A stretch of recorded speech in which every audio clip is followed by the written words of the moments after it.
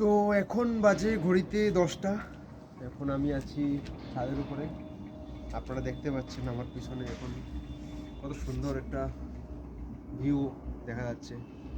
এই উইন্টার সিজনে বেশ ভালোই লাগে এরকম টেরিসে এসে দাঁড়িয়ে দেখতে।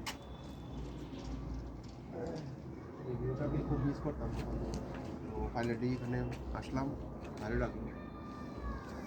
তো যাই হোক, এবার ঠান্ডাটা খুবই পড়েছে গাইস। তোমার কিছু বলার আছে? না, আমার তো কিছু বলার নেই, আমি অলরেডি যা বলার বলে দিয়েছি। এবার বড্ড ঠান্ডা কলকাতায়। ডিসেম্বর মাসটা চলে গেল, জানুয়ারি চলে যাচ্ছে, তারপর জানি না কি হবে।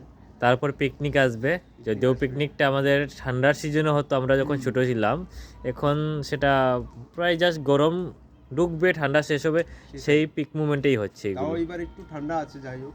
হ্যাঁ, ওই দেখো, হাঁ করলে আমার মুখ থেকে ধোঁয়া বেরোচ্ছে, যাই হোক, দেখা ওটা যাচ্ছে না যদিও। বিড়ি খেলে দেখা যাবে। ওটা গরমের সিজনে দেখা যায়। তো সবাইকে দেখার সুযোগ করে দাও চারপাশটা, কত সুন্দর জায়গাগুলো, রাতের ভিউ।